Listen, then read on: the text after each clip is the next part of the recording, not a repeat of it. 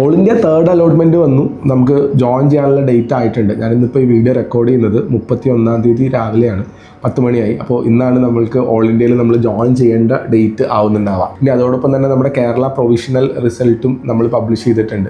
ഏകദേശം ഇന്നലെ വൈകുന്നേരത്തോട് കൂടിയിട്ട് 30-ാം തീയതി വൈകുന്നേരത്തോട് കൂടിയിട്ടാണ് പ്രൊവിഷണൽ ലിസ്റ്റ് വന്നിട്ടുള്ളത്. അപ്പോൾ ഇനി നമ്മൾ എന്ത് ചെയ്യണം എന്നുള്ളതാണ് നമുക്കിന്ന് ഡിസ്കസ് ചെയ്യാനുള്ള ഏറ്റവും പ്രധാനപ്പെട്ട കാര്യം. സോ ഇനിയുള്ള പ്രൊസീജിയറുകൾ വളരെ സിമ്പിളായിട്ട് തന്നെ മുന്നോട്ടേക്ക് പറയാം. ഇനി ആദ്യം കംപ്ലീറ്റ് ആക്കുക ഓൾ ഇന്ത്യയുടെ ജോയിനിങ് പ്രോസസ്സുകളാണ്. ഓൾ ഇന്ത്യയുടെ ജോയിനിങ് പ്രോസസ്സുകൾ ഇപ്പോൾ കംപ്ലീറ്റ് ചെയ്ത് കഴിഞ്ഞാൽ ഇപ്പോൾ ചില കുട്ടികൾക്കൊക്കെ 2 സ്ഥലത്തും സീറ്റ് കിട്ടിയിട്ടുണ്ടാവും. ഇപ്പോൾ കേരള അല്ലെങ്കിൽ വേറൊരു സ്റ്റേറ്റ് അലോട്ട്മെൻറ്റിൽ നമുക്ക് എന്ത് കിട്ടിയിട്ടുണ്ട്, പ്രൊവിഷനിൽ സീറ്റ് വന്നിട്ടുണ്ട്, ഓൾ ഇന്ത്യയിലും സീറ്റ് വന്നിട്ടുണ്ട് എന്നുള്ള രൂപത്തിൽ 2 സീറ്റ് കയ്യിലുള്ള കുട്ടികൾ ഇപ്പോഴും നിലവിലുണ്ട്. അപ്പോൾ അവർക്ക് ചൂസ് ചെയ്യാൻ വേണ്ടി പറ്റും ഇത് നമ്മൾ ഓൾ ഇന്ത്യയിലാണോ ജോയിൻ ചെയ്യുക അതോ കേരളത്തിലാണോ ജോയിൻ ചെയ്യുക എന്നുള്ള കാര്യത്തിൽ അവർക്ക് ചൂസ് ചെയ്യാൻ വേണ്ടി പറ്റും. അപ്പോൾ അങ്ങനെ ഓൾ ഇന്ത്യയിൽ കുറച്ച് കുട്ടികളെങ്കിലും ഓൾ ഇന്ത്യയിൽ ജോയിൻ ചെയ്യാനുള്ള സാധ്യതകളുണ്ട്. അങ്ങനെ ഓൾ ഇന്ത്യയിൽ ജോയിൻ ചെയ്ത് കഴിഞ്ഞ് കഴിഞ്ഞാൽ അവരുടെ ലിസ്റ്റുകൾ ഇപ്പോൾ ഓൾ ഇന്ത്യ ജോയിനിങ് കംപ്ലീറ്റ് ചെയ്തതിന് ശേഷം എന്താ വെച്ചാൽ ഈ ഓൾ ഇന്ത്യ ജോയിൻ ചെയ്ത മുഴുവൻ കുട്ടികളുടെ ലിസ്റ്റും കേരളത്തിലേക്ക് അയക്കും. MCCയുടെ ഭാഗത്തു നിന്നാണ് അവർ അയക്കുന്നുണ്ടാവുക. അങ്ങനെ അവർ അയച്ചതിന് ശേഷം ഈ ഓൾ ഇന്ത്യയിൽ ജോയിൻ ചെയ്ത കുട്ടികളുടെ പേര് നമ്മളെ ഇപ്പോഴുള്ള പ്രൊവിഷണൽ ലിസ്റ്റിൽ നിന്ന് ഒഴിവാക്കിയതിന് ശേഷമാണ് ഫൈനൽ ലിസ്റ്റ് പ്രസിദ്ധീകരിക്കുന്നുണ്ടാവുക. അപ്പോൾ അങ്ങനെ ഒഴിവാക്കി വരുന്ന സമയത്ത് അപ്പോൾ എത്ര പേർക്ക് നമ്മളങ്ങനെ എത്ര പേര് ഓൾ ഇന്ത്യയിൽ ജോയിൻ ചെയ്യുന്നു, എത്ര പേരെ ഇപ്പോഴുള്ള പ്രൊവിഷണൽ ലിസ്റ്റിൽ നിന്ന് ഒഴിവാക്കും എന്നുള്ള കാര്യത്തിനെ പറ്റിയിട്ട് പ്രെഡിക്റ്റ് ചെയ്യാൻ വേണ്ടി പറ്റില്ല. പക്ഷേ എന്നാൽ പോലും ഇപ്പോഴുള്ള ലാസ്റ്റ് റാങ്കിനേക്കാൾ കുറച്ചും കൂടി കൂടുതൽ കുട്ടികൾക്ക് ഫൈനൽ തേർഡ് അലോട്ട്മെൻറ്റിൻ്റെ കേരള സ്റ്റേറ്റിൻ്റെ തേർഡ് അലോട്ട്മെൻറ്റ് വരുന്ന സമയത്ത് സീറ്റ് കിട്ടാനുള്ള സാധ്യതകളാണ് നമുക്കുണ്ടാവുക. അപ്പോൾ ഇപ്പോഴുള്ള ആളുകൾക്ക് സീറ്റ് നഷ്ടപ്പെടുമെന്ന് വെച്ചാൽ നഷ്ടപ്പെടാനുള്ള സാധ്യതകൾ തീരെ ഇല്ല. കാരണം നമുക്കിപ്പോൾ ഒരു റാങ്ക്, ഒരു ഉദാഹരണം പറയുകയാണെങ്കിൽ 1200 ഉള്ളൊരു കുട്ടിയാണ്. 1200 ഉള്ള കുട്ടിക്ക് ഇന്ന കോളേജിൽ ഇപ്പോൾ പ്രൊവിഷണലിൽ ഒരു പർട്ടിക്കുലർ കോളേജിൽ നമുക്കൊരു MBBS സീറ്റ് കിട്ടിയിട്ടുണ്ടെങ്കിൽ അല്ലെങ്കിൽ BDS സീറ്റ് കിട്ടിയിട്ടുണ്ടെങ്കിൽ ആ സീറ്റിന് നഷ്ടപ്പെടാൻ സാധ്യതയില്ല. ഫൈനൽ ലിസ്റ്റ് തയ്യാറാക്കുന്ന സമയത്ത് ഇതിന് മേളിലുള്ള അല്ലെങ്കിൽ അവിടെയുള്ള ഏതെങ്കിലും ഒരു കുട്ടിക്ക് ഓൾ ഇന്ത്യയിലേക്ക് മാറിയിട്ടുണ്ടെങ്കിൽ നമ്മുടെ സീറ്റ് ചിലപ്പോൾ ഒന്നുകൂടി മെച്ചപ്പെടാൻ, ചിലപ്പോൾ ഒന്നുകൂടി ഒരു ഹയർ കോളേജിലേക്ക് നമ്മൾ വെച്ചൊരു ഹയർ ഓപ്ഷൻ കോളേജിലേക്ക് നമുക്ക് കിട്ടാൻ വേണ്ടിയിട്ടോ അല്ലെങ്കിൽ വേറൊരു കുട്ടിക്കും കൂടി സീറ്റ് കുറച്ചുകൂടി ലാസ്റ്റ് റാങ്ക് കുറച്ചും കൂടി താഴേക്ക് പോകാനോ മാത്രമാണ് സാധ്യത ഉണ്ടാവുക. അപ്പോൾ ഇനി നടക്കുന്ന പ്രൊസീജിയർ ഇതാണ്. ഓൾ ഇന്ത്യ അഡ്മിഷൻ കംപ്ലീറ്റ് ചെയ്യുന്നു. ഓൾ ഇന്ത്യ അഡ്മിഷൻ കംപ്ലീറ്റ് ചെയ്ത് കഴിഞ്ഞാൽ കംപ്ലീറ്റ് ചെയ്ത കുട്ടികളുടെ ലിസ്റ്റ് MCCയുടെ ഭാഗത്ത് നിന്ന് നമ്മുടെ CEയിലേക്ക് കേരള എൻട്രൻസ് കമ്മീഷണർക്ക് ആ ലിസ്റ്റ് വരുന്നു. ആ ലിസ്റ്റ് അനുസരിച്ചിട്ട് ഓൾ ഇന്ത്യ ജോയിൻ ചെയ്ത ആളുകളുടെ ലിസ്റ്റും വിവരങ്ങളും പൂർണ്ണമായിട്ടും ഒഴിവാക്കിയതിന് ശേഷമായിരിക്കും എന്ത് വരുന്നുണ്ടാവുക, നമ്മളുടെ കേരള ഫൈനൽ തേർഡ് അലോട്ട്മെൻറ്റ് വരുന്നുണ്ടാവുക എന്നുള്ള കാര്യം. അപ്പോൾ ഇപ്പോൾ നിലവിൽ സീറ്റ് കിട്ടിയ ആളുകൾക്ക് എല്ലാവർക്കും തന്നെ സീറ്റ് ഉണ്ടാവും. ഇപ്പോൾ സീറ്റ് കിട്ടാതെ ആ ഒരു വെർജിൽ നിൽക്കുന്ന കുറച്ച് ആൾക്കാർക്കും കൂടി എന്ത് ചെയ്യും, തേർഡ് അലോട്ട്മെൻറ്റിൽ സീറ്റ് അലോട്ടഡ് ആവാനുള്ള സാധ്യതകളാണ് കാണുന്നുണ്ടാവുക. അപ്പോൾ നിങ്ങൾക്ക് ഇപ്പോൾ രണ്ട് മൂന്ന് തരത്തിലുള്ള ആളുകളാണ് ഉണ്ടാവുക. ഒന്ന് ഓൾ ഇന്ത്യയിൽ മാത്രം സീറ്റ് കിട്ടിയ ആളുകളാണ്.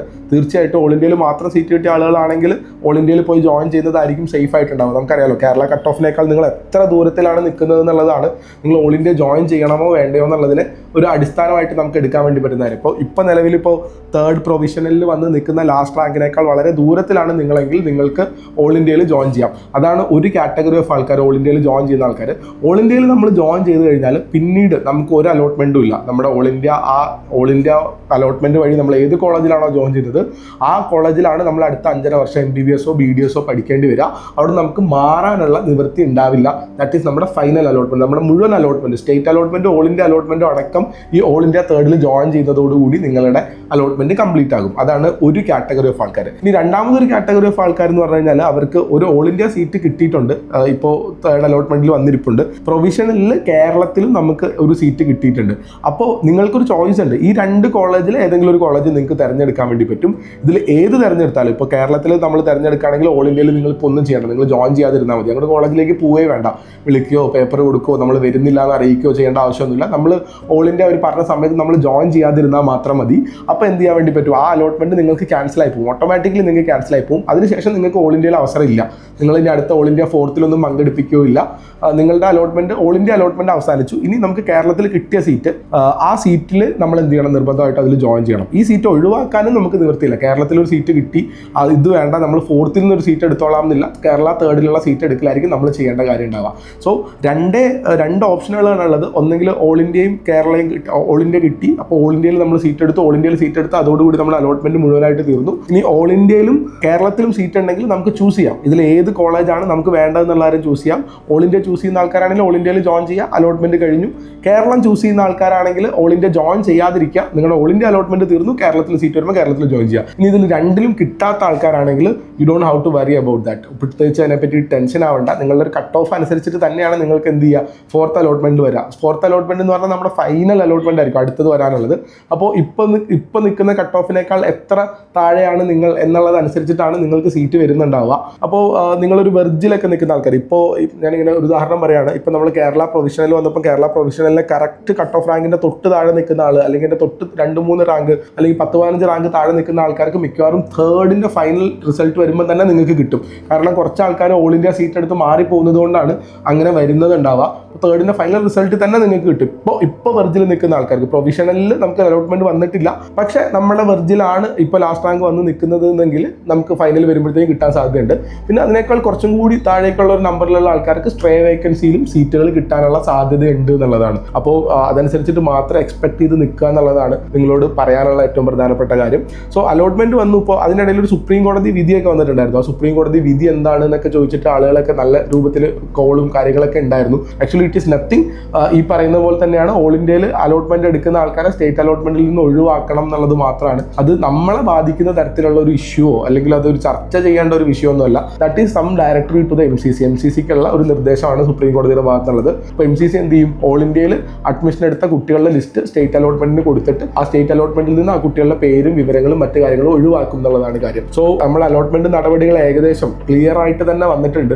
ഇതുവരെ കുട്ടികളെയോ അല്ലെങ്കിൽ രക്ഷിതാക്കളെയോ ഒന്നും വലയ്ക്കുന്ന തരത്തിലുള്ള തീരുമാനങ്ങൾ MCCയുടെ ഭാഗത്തുനിന്നോ സിയുടെ ഭാഗത്തുനിന്നോ ഇല്ല. അവർ വളരെ സിസ്റ്റമാറ്റിക് ആയിട്ടാണ് ചെയ്തിട്ടുള്ളത്. നമുക്ക് കറക്റ്റ് തന്നെ പ്രൊവിഷണൽ ഡേറ്റ തന്നിട്ടുണ്ട്. ഈ പ്രൊവിഷണൽ ഡേറ്റയിൽ മാറ്റം ഉണ്ടാവുമെന്ന് അവർ പറയുന്നുണ്ടെങ്കിലും മാറ്റം കിട്ടിയ കുട്ടികളുടെ സീറ്റ് നഷ്ടപ്പെടുന്ന തരത്തിലാവാനുള്ള സാധ്യതകൾ തീരെ വിരളമാണെന്നുള്ള കാര്യമാണ്. നമുക്കിപ്പോൾ സീറ്റ് പ്രൊവിഷണൽ ഉണ്ടെങ്കിൽ ഓൾമോസ്റ്റ് 100% തന്നെ ഷുവറാണ് നമുക്ക് ആ സീറ്റ് തന്നെ കിട്ടുമെന്നുള്ള കാര്യം. ധൈര്യമായിട്ടിരിക്കുക. കിട്ടിയ സീറ്റ് പോകുമോ എന്നുള്ള പേടി നിങ്ങൾക്ക് വേണ്ട. ഇനി കുറച്ചും കൂടി കുട്ടികൾക്ക് കിട്ടാനുള്ള സാധ്യതകളായിരിക്കും മാറ്റം വരുമ്പോൾ കൂടുതലായിട്ട് ഉണ്ടാവുക എന്നുള്ളതാണ്. അല്ലെങ്കിൽ എന്തെങ്കിലും പരാതികളുണ്ടെങ്കിൽ പരാതികൾ പരിഹരിക്കാനും കൂടി നമുക്ക് ഉപയോഗിക്കാം എന്നുള്ളതാണ് കാര്യം. സോ ഇതാണ് നമ്മുടെ all India third round allotment അല്ലെങ്കിൽ കേരള പ്രൊവിഷണൽ അലോട്ട്മെന്റ് തമ്മിലുള്ള അപ്ഡേറ്റ് നിങ്ങളെ അറിയിക്കാനുള്ള കാര്യം. ശ്രദ്ധിച്ച് തന്നെ കാര്യങ്ങൾ ചെയ്യുക. നമ്മൾ കൃത്യമായിട്ടുള്ളൊരു തീരുമാനം എടുക്കാം. നമുക്ക് ഓൾ ഇന്ത്യയിൽ കേരളത്തിലൊരു കോളേജ് കിട്ടിയിട്ടുണ്ടെങ്കിൽ നിങ്ങൾ കമ്പയർ ചെയ്ത് നോക്കിയിട്ട് നിങ്ങളുടെ ട്രാവൽ, കോളേജിൻ്റെ എത്ര പുതിയ കോളേജാണ്, എത്ര ദൂരം പോകാനുണ്ട്, അവിടുത്തെ ഒരു കൾച്ചറൽ ഡിഫറൻസുകൾ, എല്ലാ കാര്യങ്ങളും കൺസിഡർ ചെയ്തതിന് ശേഷം നിങ്ങൾക്ക് ഇഷ്ടപ്പെട്ട സ്ഥലത്ത് പോകാന്നുള്ളതാണ്. ഒരൊറ്റ കാര്യം ഫൈനലി ആഡ് ചെയ്യാനുള്ളത് എന്താണെന്ന് വെച്ചാൽ, നമ്മൾ ഏത് കോളേജ് എടുക്കുന്നു എന്നുള്ളതല്ല നമ്മളുടെ ഒരു ഫൈനൽ, നമ്മളൊരു ഡോക്ടറായിട്ട് ഒരു കരിയർ സക്സസിൻ്റെയൊക്കെ അടിസ്ഥാനമായിട്ട് വരുന്നുണ്ടാവുക. കോളേജിന് തീർച്ചയായിട്ടും റോളുണ്ട്, പക്ഷേ അതിനേക്കാൾ ഉപരി ആരാണ് എടുക്കുന്നത്, നമ്മൾ തന്നെയല്ലേ എടുക്കുന്നത്. അപ്പോൾ നിങ്ങൾ ധൈര്യമായിട്ട് പോയി എടുത്തോ. എവിടെ പോയി കഴിഞ്ഞാലും MBBSൻ്റെ കരിക്കുലം ഒന്ന് തന്നെയാണ്, പഠിപ്പിക്കുന്ന ട്രെയിനിങ് മെത്തേഡ് ഒന്ന് തന്നെയാണ്, എക്സാമുകളുടെ രീതി ഒരേപോലെ തന്നെയാണ്, ദൈർഘ്യം ഒരേപോലെ തന്നെയാണ്. അപ്പോൾ ഇതൊക്കെ വെച്ചിട്ട് നമ്മളെങ്ങനെ പഠിക്കുന്നു എന്നോ നമ്മൾ അതിനേക്ക് എങ്ങനെ യൂട്ടിലൈസ് ചെയ്യുന്നു എന്നുള്ളതാണ്. അപ്പോൾ ഏത് കോളേജ് എടുക്കണം, ഈ കോളേജാണോ നല്ലത്, ആ കോളേജാണോ നല്ലത്, ഒരു പൊടിക്കുന്നത് നല്ലതാണോ, അങ്ങനെയൊന്നും ആലോചിക്കേണ്ട ആവശ്യമൊന്നുമില്ല. ധൈര്യമായിട്ട് തന്നെ നമ്മളുടെ സൗകര്യങ്ങളും കൂടി പരിഗണിച്ചതിന് ശേഷം മാത്രം എന്ത് ചെയ്യുക, തീരുമാനം എടുത്ത് മുന്നോട്ട് പോകാന്നുള്ളതാണ്. മറ്റെന്തെങ്കിലും ഡൗട്ടുകൾ ഉണ്ടെങ്കിൽ താഴെ കമൻസിൽ ആഡ് ചെയ്താൽ മതി, നമുക്ക് ഡിസ്കസ് ചെയ്യാം. ഇപ്പോൾ സീറ്റ് കിട്ടിയ ആൾക്കാർ നല്ല സന്തോഷമായിട്ട് കിട്ടിയ കോളേജ് തേർഡ് അലോട്ട്മെന്റ്, കേരള തേർഡോ ഓൾ ഇന്ത്യ തേർഡോ കിട്ടിയ കോളേജിൽ ധൈര്യമായിട്ട് പോയി ജോയിൻ ചെയ്യാം. നമ്മൾ വിചാരിച്ച കോളേജ് കിട്ടിയില്ല എന്നൊന്നും സങ്കടപ്പെടേണ്ട ആവശ്യമില്ല. കിട്ടിയ കോളേജിൽ വളരെ വളരെ ധൈര്യമായിട്ട് പോയി ജോയിൻ ചെയ്യുക. അവിടെ അടിപൊളിയായിട്ട് പഠിക്കുക. നമ്മൾ ആത്മാർത്ഥമായിട്ട് എൻജോയ് ചെയ്ത് ആസ്വദിച്ച് തന്നെ പഠിക്കാൻ വേണ്ടി കുട്ടികളോട് പറയാം. നമ്മളിങ്ങനെ ടെൻഷൻ അടിച്ചു, ഞാൻ മറ്റു കോളേജായിരുന്നു പ്രതീക്ഷിച്ചത്, എനിക്ക് ഈ കോളേജ് ആയിപ്പോയി എന്നുള്ള നിരാശയിലൊന്നും പോലും ആസ്വദിച്ച് പഠിക്കാൻ വേണ്ടിയിട്ട് പോവാം. തേർഡ് കിട്ടിയ ആൾക്കാർ, തേർഡ് കിട്ടാത്ത ആൾക്കാർ വെയിറ്റ് ഫോർ ഫോർത്തും ഈ പറയുന്ന പോലെ 2-3 ആഴ്ചയുടെ ഉള്ളിൽ തന്നെ ഫോർത്ത് നടക്കും. ഈ തേർഡാണ് ഏറ്റവും ക്രൂഷ്യൽ ആയിട്ടുള്ള സ്റ്റേജ്. ഇതിൽ ലോക്കിൻ ചെയ്ത് കുട്ടികളൊക്കെ പഠിച്ചു തുടങ്ങി കഴിഞ്ഞാൽ പിന്നെ കുറച്ച് ആൾക്കാർ മാത്രമേ ബാക്കി ഉണ്ടാവുള്ളൂ. അവരെ വെച്ചിട്ട് പെട്ടെന്ന് തന്നെ ഫോർത്ത് അലോട്ട്മെന്റിന്റെ നടപടിക്രമങ്ങളും രണ്ട് ഭാഗത്തുനിന്നും, കേരളയുടെ ഭാഗത്തുനിന്നും ഓൾ ഇന്ത്യയുടെ ഭാഗത്തുനിന്നും വരുന്നുണ്ടാവും. ഇപ്പോൾ നീണ്ടുപോയ അത്ര നീളാനോ മാറ്റിവെക്കാനുള്ള സാധ്യതകളും കുറവായിരിക്കും. കിട്ടാത്ത ആൾക്കാർ വളരെ കോൺഫിഡൻ്റ് ആയിട്ട് ഫോർത്ത് അലോട്ട്മെന്റിന് വേണ്ടി വെയിറ്റ് ചെയ്ത് നിൽക്കുക. അതിനുള്ള MBBS ക്ലാസ് തുടങ്ങിയില്ല, എനിക്ക് ക്ലാസ് മിസ്സാവുമോ, എനിക്ക് എന്തെങ്കിലും പ്രശ്നങ്ങൾ വരും, ഒന്നും വരാൻ വേണ്ടി പോകുന്നില്ല. എല്ലാവരും സേഫ് ആയിരിക്കും. എല്ലാവർക്കും അടിപൊളിയായിട്ട് പഠിച്ചു പോകാനും വേണ്ടി പറ്റുന്നുണ്ടാവും. മറ്റ് ചോദ്യങ്ങളും കാര്യങ്ങളും നിങ്ങളുടെ അഭിപ്രായങ്ങളും ഒക്കെ താഴെ കമന്റ് ബോക്സിൽ എക്സ്പെക്ട് ചെയ്യുന്നുണ്ട്. ചോദിച്ചോളൂ. നമുക്ക് എന്ത് ചെയ്യാം, ഓരോന്നായിട്ട് മറുപടികളായിട്ട് നമുക്ക് സൗകര്യം പോലെ വീഡിയോസ് ഒക്കെ ചെയ്തിടാൻ വേണ്ടി പറ്റും. Thank you so much. നിങ്ങൾ ആദ്യമായിട്ടാണ് വീഡിയോ കാണുന്നതെങ്കിൽ തീർച്ചയായിട്ടും തീർച്ചയായിട്ടും ചാനൽ സബ്സ്ക്രൈബ് ചെയ്ത് വെച്ചോളൂ. നിങ്ങൾക്ക് മൾട്ടിപ്പിൾ ഇൻസ്ട്രക്ഷൻസ് കിട്ടും. ഇനി ഒരൊറ്റ കാര്യം കൂടി പറയാനുണ്ട്. നമ്മൾ ഡോപ്പയിൽ റിപ്പീറ്റേഴ്സിൻ്റെ എല്ലാ ബാച്ചുകളും കൃത്യമായിട്ട് തന്നെ ക്ലാസ്സുകൾ ആരംഭിച്ച് ഏകദേശം ഇങ്ങനെ മുന്നോട്ട് പോയിക്കൊണ്ടിരിക്കുകയാണ്. അപ്പോൾ നിങ്ങൾ ആരെങ്കിലുമൊക്കെ ഈ അലോട്ട്മെൻറ്റ് പ്രതീക്ഷിച്ചിരുന്നിട്ട് കിട്ടാത്ത ആളുകളുണ്ടെങ്കിൽ നിങ്ങൾക്ക് ജോയിൻ ചെയ്യാൻ വേണ്ടി പറ്റുന്ന കോഴ്സ് ടെസ്റ്റ് ആൻഡ് ഡിസ്കഷൻ എന്ന് പറയുന്ന ഒരു ബാച്ച് നമ്മുടെ കയ്യിലുണ്ട്.